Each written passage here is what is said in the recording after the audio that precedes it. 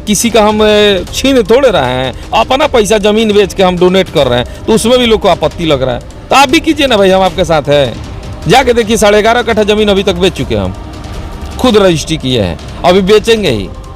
जितना हमारे पास है सब बेच के हम यही डोनेट करने वाला काम शुरू किए हैं, क्योंकि हमें पता है कि पैसे का मोल नहीं है, मोल है इंसान का। अब BA, BCom, BSc और MA, MCom करें विश्व की सबसे बड़ी यूनिवर्सिटी इग्नू से। सॉल्ड असाइनमेंट और गाइड बुक्स प्राप्त करें। संपर्क करें Mahakal computers, DAV college gate के सामने, सिवान। क्या आप अपने बच्चे को पढ़ाना चाहते हैं इस्लामिक तालीम के साथ? तो उठाएं अपना फ़ोन और सब्सक्राइब करें हमारा YouTube चैनल हयाल अल फलाह किड्स, जहां हम पढ़ाते हैं अपने बच्चों को 2D और 3D एनिमेशन के साथ। नमस्कार, आप देख रहे हैं समय सिवान की टीम इस समय मौजूद है सिवान सदर के कंधवारा में, जीवन यादव जी के कार्यालय में। हमारे साथ जीवन यादव जी भी हैं। जीवन यादव जी, सबसे पहले हमारे चैनल में आपका स्वागत है। जी नमस्कार, आपके चैनल को भी, दर्शकों को भी। रामनवमी में आप क्यों नहीं थे और कहाँ थे? जैसे रामनवमी के सुबह हम तैयारी में थे कि अपना शिविर लगाएंगे और 12 बजे के बाद हम भी जाएंगे जुलूस में। सबको इच्छा होती है, हमारे भी लोग हैं।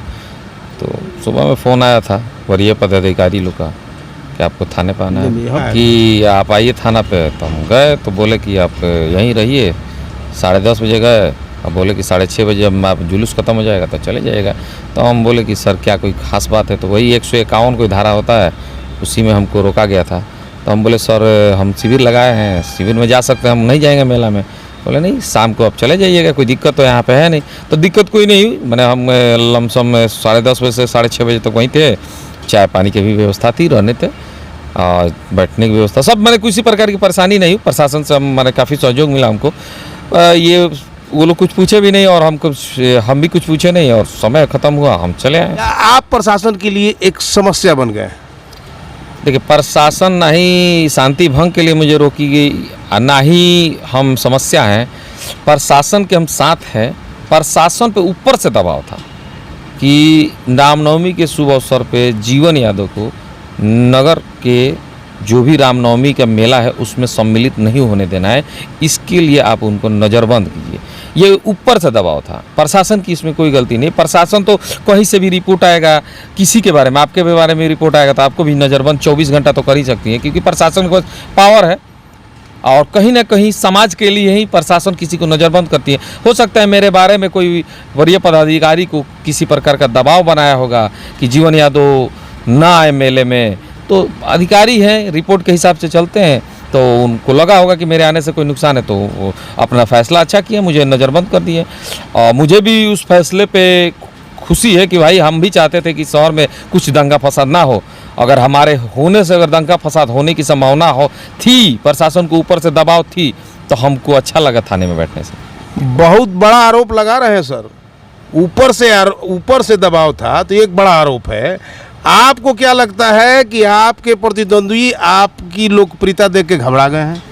हम अपने आप को किसी के सामने मानते ही नहीं है, तो प्रतिद्वंदी होने का सवाल ही नहीं उठता है, क्योंकि हम राजनीति करते नहीं, हम सामाजिक आदमी, सामाजिक कार्य करते हैं और अपनी कमाई का 75% डोनेट कर रहे हैं, कर देंगे, हमेशा कहते हैं, वही काम कर रहे हैं। अब इसमें कौन सा प्रतिद्वंदी है? इसमें कोई प्रतिद्वंदी होगा तो हम उसके पीछे पीछे चलने के लिए तैयार हैं। अगर वो 1 लाख खर्चा करेंगे तो हम कम से कम 50,000 खर्च करेंगे। हम तो चाहते हैं कि हमारे लाइन में प्रतिद्वंदी कोई आए। अभी तक सिवान में ऐसा कोई प्रतिद्वंदी मुझे नज़र नहीं आया। चुनाव हम लड़ते भी नहीं है, लड़ेंगे भी नहीं, तो हमारा प्रतिद्वंदी होने का सवाल ही नहीं है। माँ हमारी इच्छा थी चुनाव लड़ने का, शुरू से जब से रिटायर हुई कि समाज कुर्सी पर बैठेंगे, तो वार्ड पार्षद का चुनाव लड़ती थी। अब क्या करें, हमारे पटीदार ही वार्ड पार्षद है, तो अपने ही घर में हम बगावत नहीं करेंगे। तो हम माँ को बोले चुनाव मत लड़िए, घर ही में ना वार्ड पार्षद का सीट है।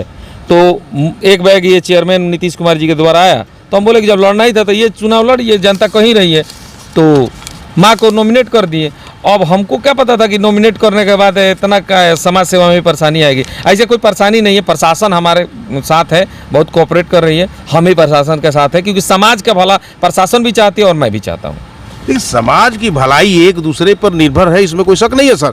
मेरा जानना है कि अगर आपको किसी भले आदमी को, एक सामाजिक कार्यकर्ता को प्रशासन द्वारा थाने में रोक दिया जाता है, डिटेन किया जाता है, और आप उसे कहते हैं कि प्रशासन की हमने भलाई की, ये बात को समझ में नहीं आई। प्रशासन को ऊपर से दबाव है, अब कौन सा दबाव है ये तो हम नहीं जानते, क्योंकि पॉलिटिक्स नहीं जानते। तो वही तो हम पूछ रहे हैं। अब उनको लगता होगा कि हम राजनीति में ऊपर तक हैं, तो वो भरम में। हम तो सामाजिक आदमी है, छोटे मोटे काम करते हैं, हम तो चाहते हैं सब लोग ये काम करें। अगर लगता है कि इस तरह से बार बार होगा तो हम यहाँ के करना छोड़ के कहीं और डिस्ट्रिक्ट में, हम पहले गोरखपुर 1 साल रहे हैं, हम वहाँ भी करते थे, वहाँ करेंगे। अरे कहीं की जनता गरीब असहाय लोगों के साथ रहना है तो वहाँ के लोगों के साथ रह के अपना देखिए जीवन यापन कर लेंगे। हम तो कहीं भी रह सके जी सकते, क्योंकि मेरा ख्वाब बहुत बड़ा नहीं है, हम 2 रोटी खाने वाला सिस्टम में जीते हैं। तो प्रशासन से हमारा अपील है कि अगर समाज में किसी भी प्रकार का, या मैं हूँ या कोई भी, अगर परेशानी आती है तो उसको नज़रबंद करना बहुत अच्छी बात है। 5 जगह हमारी शिविर लगी हुई थी, जेपी चौक से लेके जहाँ जहाँ मेन सेंटर है शिविर लगा था, वहाँ प्रसाद का वितरण प्लस पानी की व्यवस्था किए थे हम। और वहाँ जे थाने से ही हम मोबाइल से सब कुछ कंट्रोल कर रहे थे। यहाँ मेडिकल कैंप भी मेरा लमसम 1500 से ज़्यादा मरीज देखे गए, काफ़ी डॉक्टर आए, तो अभी आप देख भी सकते हैं उनका अभी पोस्टर लगा हुआ है, अगली बार बदल दिया जाएगा, कोई और डॉक्टर आएंगे।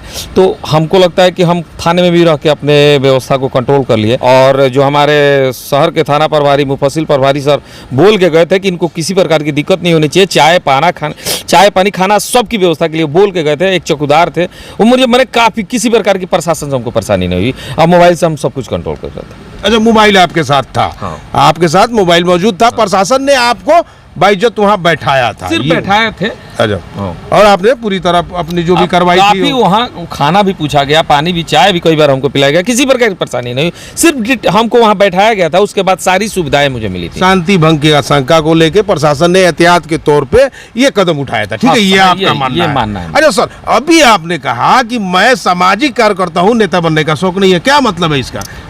अब लोगों को लगता है कि नेता बनने से बने सामाजिक कार्य, दोनों में से एक ही करना पाएंगे। अब राजनीति में आएंगे तो कहीं ना कहीं लोग फंसाने की कोशिश करेंगे, तो अच्छा है कि हम सामाजिक कार्य कर रहे हैं और किसी का हम छीन थोड़े रहे हैं, अपना पैसा जमीन बेच के हम डोनेट कर रहे हैं, तो उसमें भी लोग को आपत्ति लग रहा है। तो आप भी कीजिए ना भाई, हम आपके साथ हैं। जाके देखिए 11.5 कट्ठा जमीन अभी तक बेच चुके हैं, हम खुद रजिस्ट्री किए हैं, अभी बेचेंगे ही। जितना हमारे पास है सब बेच के हम यही डोनेटे करने वाला काम शुरू किए हैं, क्योंकि हमें पता है कि पैसे का मोल नहीं है, मोल है इंसान का। गरीब असहाय लोग जब मरते हैं ना, हम कोरोना काल में देखे थे गोरखपुर में, उस समय हम गोरखपुर में थे, बहुत दुख होता था हमको कि 10,000 15,000 के लिए लोग मर रहे हैं, इतना पैसा किसी काम का नहीं है।